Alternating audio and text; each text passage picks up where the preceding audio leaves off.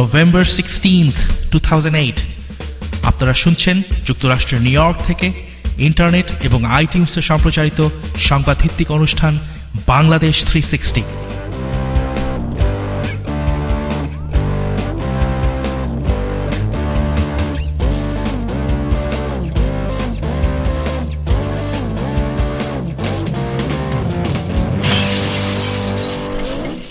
শ্রোতামণ্ডলী, আসসালামু আলাইকুম। আপনাদেরকে সাদর আমন্ত্রণ জানাচ্ছি আমাদের অনুষ্ঠান বাংলাদেশ 360-তে।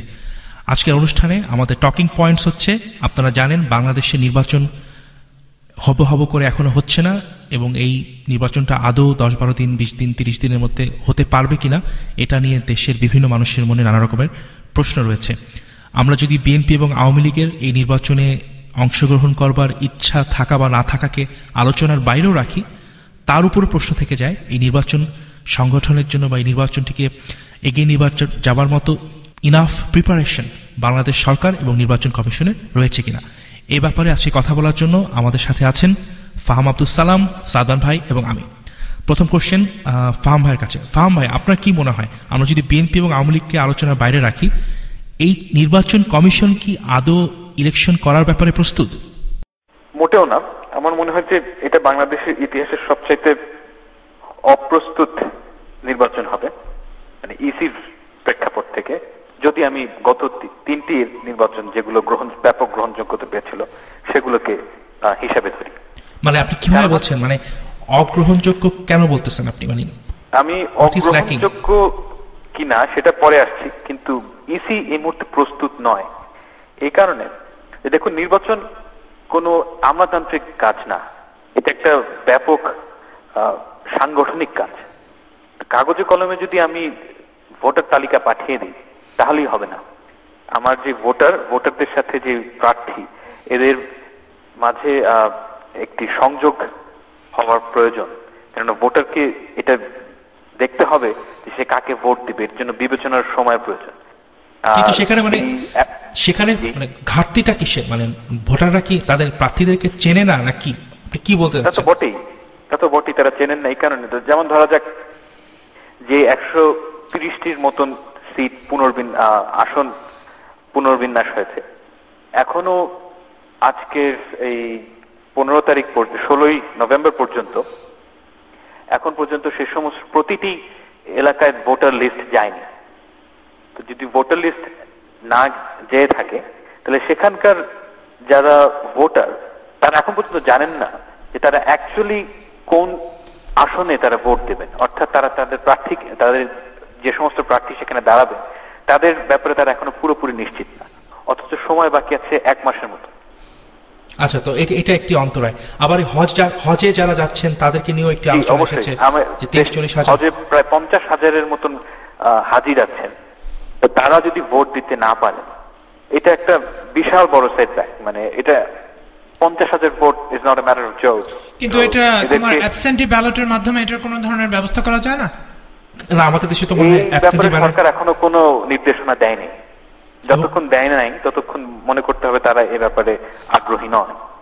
আর হাজিটাজি নিয়ে হয়তো আমাদের বর্তমান পিএইচডি আলাদের সরকারের অত বেশি মাথা ব্যথাও নেই, খুব সম্ভবত তাই। আচ্ছা, এছাড়া আর কি প্রবলেম হতে পারে? ধরুন আমরা যদি এখন ধরে নিই যে নির্বাচনটা হতে যাচ্ছে 1 মাস পর, বিএনপির খালেদা জিয়া, শেখ হাসিনা, আওয়ামী লীগের, তাদের পক্ষে কি সম্ভব হবে প্রতিটি এলাকায় যাওয়ার, মানুষের জন্য জনসভা করার এই 1 মাস সময়? অসম্ভব, এটা ফিজিক্যালি ইম্পসিবল। হ্যাঁ, এবং তাদের বয়স অনুযায়ী, আমাদের দেশের রাস্তাঘাটের অবস্থা অনুযায়ী এটা হয়তো কষ্টকর হয়ে যাবে তাদের জন্য, ঠিক না? শুধু আপনি যদি 300 আসনে 3 ঘন্টা করে সময় ব্যয় করে, 300 আসন বলছে আগের হিসেবে, 900 ঘন্টা এখন পর্যন্ত 900 ঘন্টা এখন নেই বাকি। সুতরাং এটা ফিজিক্যালি পসিবল না। কিন্তু আবার এই আর্গুমেন্টটা কি করা যায় না যে হয়তো এর মাধ্যমে ব্যক্তিভিত্তিক রাজনীতির একটা অবসান হবে, যে দুই নেত্রী যে সব জায়গায় যেতে হবে এমন কোনো কথা নেই, যে কারণ এটা প্রেসিডেন্সিয়াল ইলেকশন না, বিষয়টা পার্লামেন্টারি।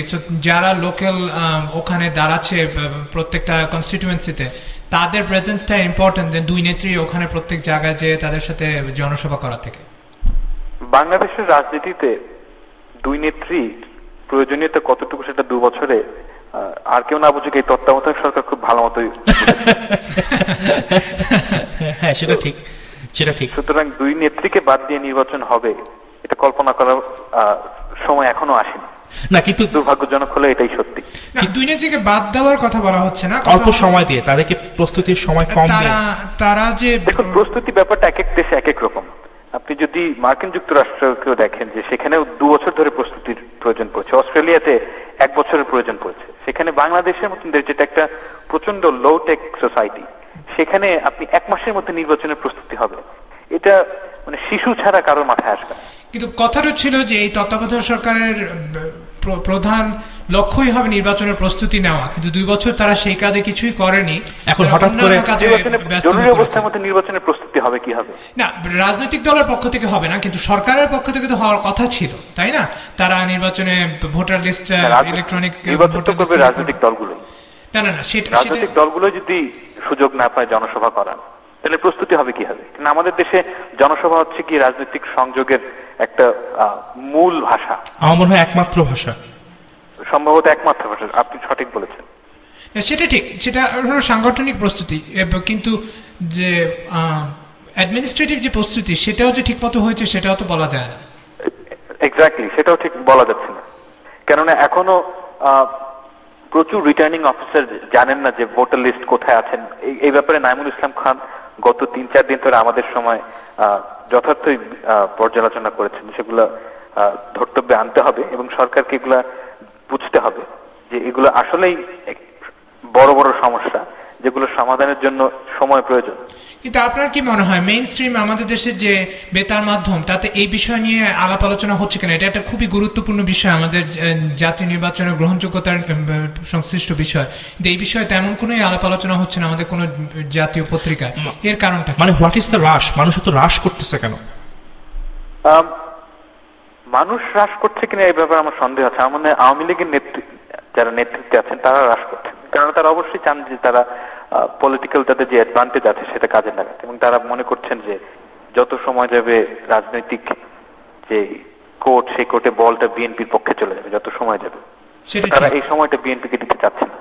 তার মানে আপনি বলতে চাচ্ছেন যে নির্বাচন যদি 1-2 মাস পরে হয় তাহলে বিএনপির লাভ, আর নির্বাচনটা এই মুহূর্তে হলে আওয়ামী লীগের লাভ। আওয়ামী লীগ এভাবেই এই মুহূর্তে ব্যাপারটাকে দেখছে। আচ্ছা, ঠিক আছে, আওয়ামী লীগ এবং বিএনপি তারা কে কিভাবে ব্যাপারটিকে দেখছে বা দেখতে চাচ্ছে সেটাকে যদি আমরা বাদও দিই, তারপর আমার প্রশ্ন হচ্ছে যে স্ট্রিক্টলি লজিস্টিক্যালি স্পিকিং সরকারের আর কি কি করণীয় কাজ আছে যেটা এখনো করা শেষ হয়নি? যেমন ধরুন, যারা স্বতন্ত্র প্রার্থী, তাদের যদি নির্বাচনের প্রার্থী হতে চান, তাদেরকে তাদের নিজের এলাকার 1% ভোটারের স্বাক্ষর জোগাড় করে নির্বাচনী ইসির কাছে জমা দিতে হবে। তো এখনো সব এলাকায় ভোটার লিস্ট যায়নি। আপনি যদি স্বতন্ত্র প্রার্থী হন, আপনি কার সিগনেচার নেবেন? আচ্ছা, আপনার তো এই সামান্য কাজটি এখন করা যাচ্ছে না। এর তাছাড়া ধরা যাক যে আপনার ইসলামী দলগুলো আছে, সবকটি ইসলামী দলের এই এখন পর্যন্ত নিবন্ধন করা হয়নি। এটা তো ওই দলগুলোর ব্যর্থতা না, এগুলো তো ইসির ব্যর্থতা। হয়তো ইসি ইচ্ছা করে এটা করছে, হয়তো তারা ভাবছে যে এটা বলতে পারছি না, কারণ আমরা জানি না, কিন্তু এই সম্ভাবনা উড়িয়ে দেওয়া যায় না। আচ্ছা, আর তাহলে আমরা কথা বললাম ভোটার তালিকা, স্বতন্ত্র প্রার্থী, ইসলামিক দলগুলো নিবন্ধন এখনো না হওয়া।